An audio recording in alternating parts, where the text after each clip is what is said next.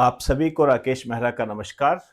राकेश मेहरा जी के क्लासेस की तरफ से 5 बजे वाली क्लास में मैं आपका हार्दिक स्वागत करता हूं। दोस्तों, आज इस क्लास में जो मैं आपसे बात करने जा रहा हूं वो आपके एग्जाम में आने की पूरी ताकत रखते हैं और मैं यहां पर आपको क्लियर कर दूं। इसके साथ साथ उसका जो बेसिक पॉइंट होता है वो भी आपके लिए महत्वपूर्ण है। किस तरीके से आपको बताऊंगा, आपसे बात करूंगा मैं इस संबंध में। और हाँ, आपका जो एमसीक्यू टाइप में जो टेस्ट होगा उसकी सूचना मैं टेलीग्राम पे दे दूंगा। आपका तैयार हो रहा है, इसी कारण से इसमें वक्त लग रहा है। थोड़ा धैर्य रखें और अपनी तैयारी जारी रखें। तैयारी जारी रखें, मैं आपको पहले ही बता दूंगा इस संबंध में। क्लियर?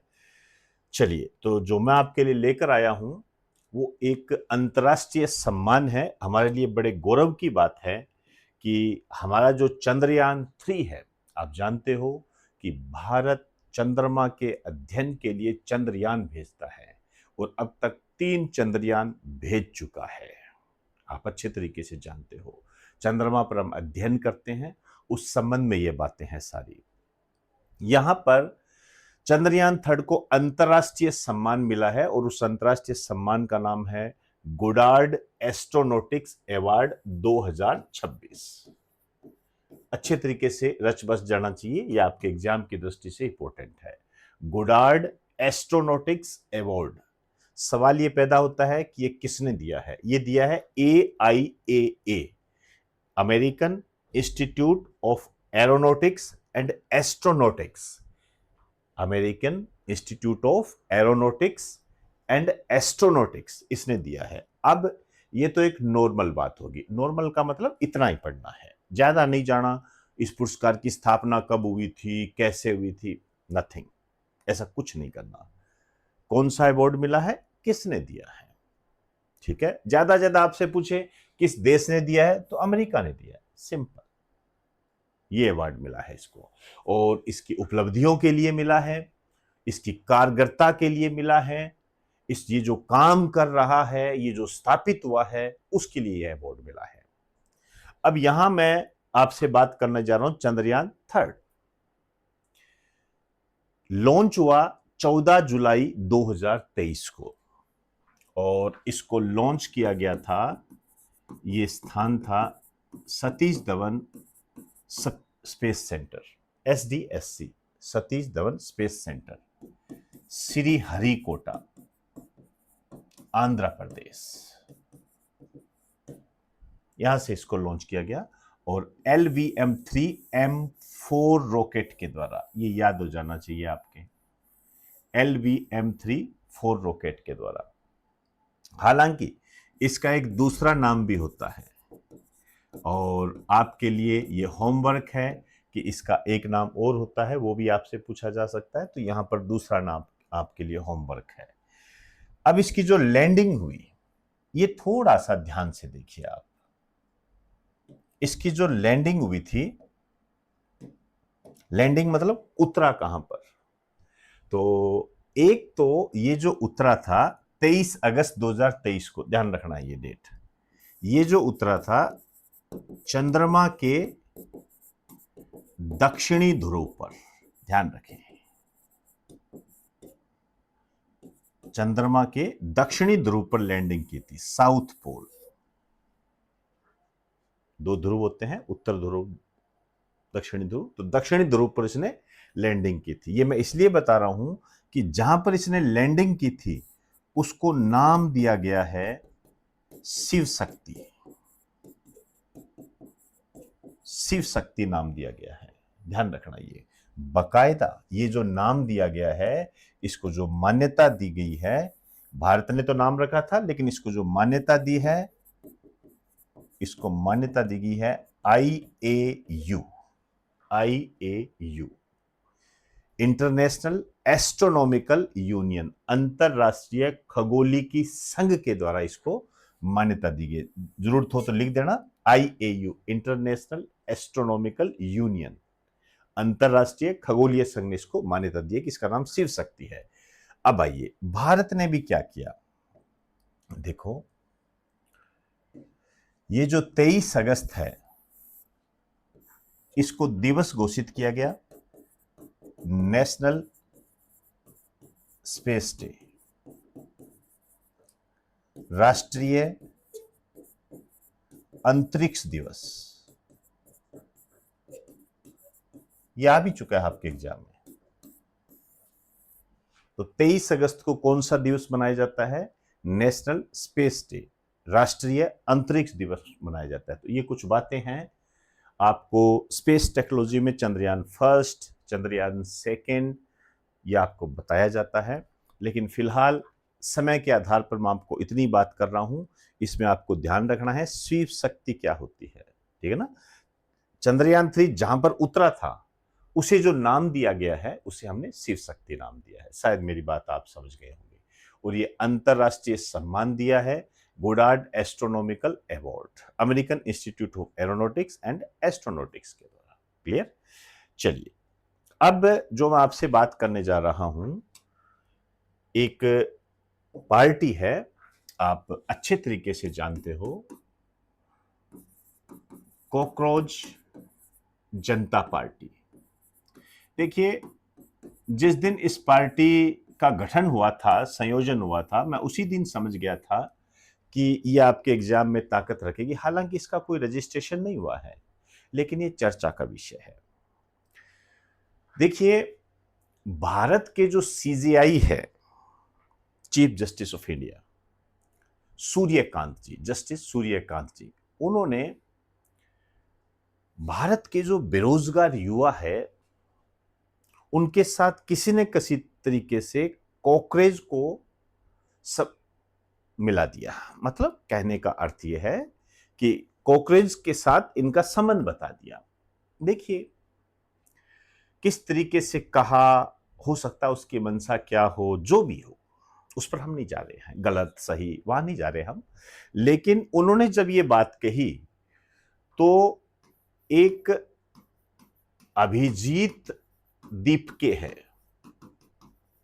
अभिजीत दीपके, उन्होंने क्या किया, इस पार्टी का गठन कर दिया। और जैसे ही इसका गठन किया गया तो भारत के जो करोड़ों बेरोजगार थे वो इसके फॉलोअर बन गए। ये बात हुई है, तो ये चर्चा में आ गई। अब ये जो पार्टी है ये युवा की पार्टी है। मैंने पहले भी एक वीडियो में आपको बताया है कि ये जो युवा है ये किसी देश की ताकत होते हैं।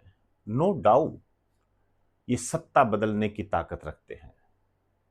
और ऐसा नहीं है कि ये इंडिया के लिए है। नेपाल, बांग्लादेश में आप ये देख सकते हो, कौन थे वो? जैन जी थे, युवा थे। अब सोशल मीडिया पे चलता है कि क्या है, मैंने भी जब ये आपको यूट्यूब पे अपलोड किया था तो कईयों ने बड़ी आलोचना की, कहते क्या है, ये करूं क्या, वो करूं, एक्सेट्रा। चलो मान्यताएं उस पर चलो हम नहीं जाते। आर्टिकल 19 दिया हुआ है भारतीय संविधान में कि आपको अधिकार है, और एक परमात्मा ने, ईश्वर ने मुंह दे रखा है तो वो इस्तेमाल हो जाता है, उससे कोई फर्क नहीं पड़ता है। खैर, लेकिन आप सोचिए कि इसका जो अकाउंट है, एक्स अकाउंट, एक्स समझिए, एक्स अकाउंट मतलब जिसको पहले ट्विटर बोला जाता था, इसका एक्स अकाउंट बंद कर दिया गया है। तो इस कॉकरोच जनता पार्टी के जो संयोजक है, इन्होंने केंद्र सरकार, सेंट्रल गवर्नमेंट, नरेंद्र मोदी सरकार और जो सोशल मीडिया है उससे जवाब मांगा है कि आपने हमारा एक्स अकाउंट बंद क्यों किया है। तो मेरी बात आप समझ रहे होंगे। एक पार्टी गठित की हुई, युवाओं की पार्टी है, जो कि बेरोजगारी, महंगाई, अपनी शिक्षा व्यवस्था को लेकर अचंभे में है, समझ नहीं पा रहे हैं कि करें क्या। क्योंकि ये जो युवा है ये बेरोजगारी और महंगाई, इसके अलावा अपने भविष्य को लेकर इतने चिंतित हो गए कि ये इस पार्टी के फॉलोवर बन गए। और जब ये इसके अंदर शामिल हो गए तो केंद्र सरकार को इनसे थोड़ा सा डर लगना स्वाभाविक हो गया। अब हम ये कह सकते हैं, आलोचक भी कह सकते हैं कि यार इसमें डरने की क्या बात है। देखिए, ये जो अकाउंट बंद हुआ है, ठीक है, आईटी की धारा के तहत ये बंद हुआ है, लेकिन कहीं ना कहीं ये डर झलकता है। आप बताइए, आप किसी भी व्यक्ति को रोकने का कब प्रयास करोगे?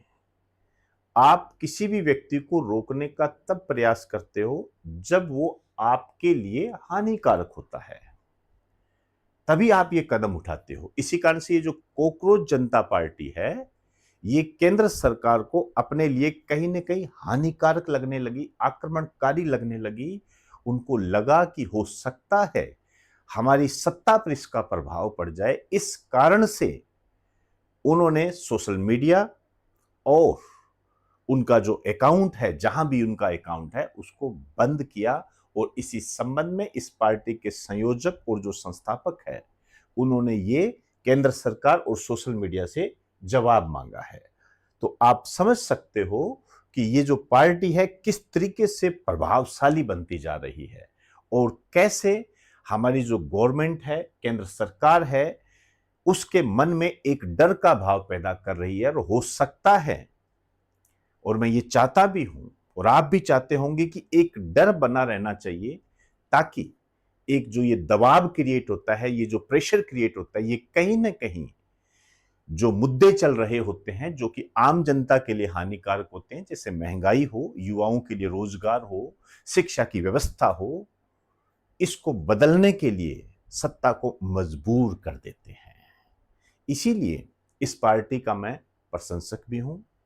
यदि ये सही दिशा में चलती है तो, यदि इसका भी गलत दिशा में प्रत्यारोपण हो गया तो वो भी कहीं ना कहीं फिर हमारे जो बेरोजगार युवा हैं उनके लिए कुंठाराघात होगा। तो मैं यहां पर आपको बताना चाहता हूं कि आप ये याद रखें, अभिजीत दीप के एक्स अकाउंट बंद कर दिया गया है। यहां मैं आपसे फिर एक क्वेश्चन पूछूंगा, ये जो एक्स है जिसको ट्विटर, इसके सीईओ कौन है? ठीक है ना, आपको बताना है ये। क्लियर? आइए,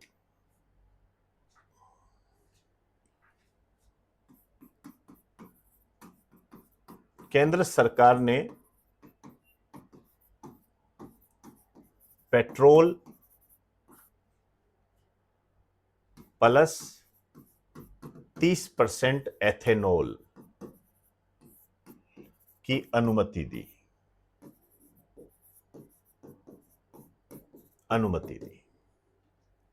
समझ गए होंगे कि हम पेट्रोल के अंदर 30% एथेनॉल मिला रहे हैं। यहां आपको यह ध्यान होना चाहिए, इससे पहले 20% एथेनॉल मिलाया जाता था।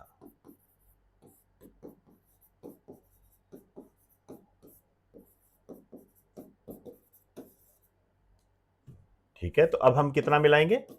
30%। आप जान रहे हो पेट्रोल की कीमतों में बढ़ोतरी हो रही है, तो अब हम इसके माध्यम से क्या करेंगे? पहले पहले क्या करते थे हम, 80 भाग हमारा पेट्रोल होता था और 20 भाग हमारा एथेनॉल होता था। अब हम क्या करेंगे, 70% भाग पेट्रोल होगा और 30% भाग एथेनॉल होगा। तो आप सोच लीजिए, हम पेट्रोल को बचा रहे हैं, पेट्रोल को बचा रहे हैं। और आप समझ सकते हो पेट्रोल को बचाना कितना जरूरी है। पेट्रोलियम पदार्थ भी ले सकते हो आप, डीजल वगैरह सब आते हैं इसके अंदर, गैस भी आती है, उनको बचाने का है ये। तो हम ये क्या करना चाहते हैं, हमारा उद्देश्य क्या है? हम इंपोर्ट को कम करना चाहते हैं। क्या मैं सही कह रहा हूं? मेरे हिसाब से आप समझ गए होंगे, इससे पहले मैंने कई लेक्चर आपको दिए हैं। हम पेट्रोल को आयात कम करने के लिए हमने 30% एथेनॉल की अनुमति दी है। आपको यह ध्यान होना चाहिए, एथेनॉल C2H5OH इसका फार्मूला होता है, गन्ने से प्राप्त होता है। ये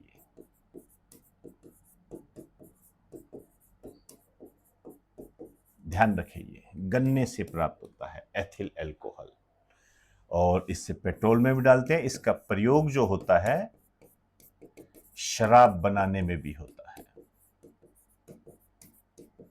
शराब बनाने में भी इसका इस्तेमाल होता है। तो दोस्तों, ये कुछ अपडेट मैंने आपको करवाए हैं। इजाज़त चाहूँगा। नमस्कार आप सभी को।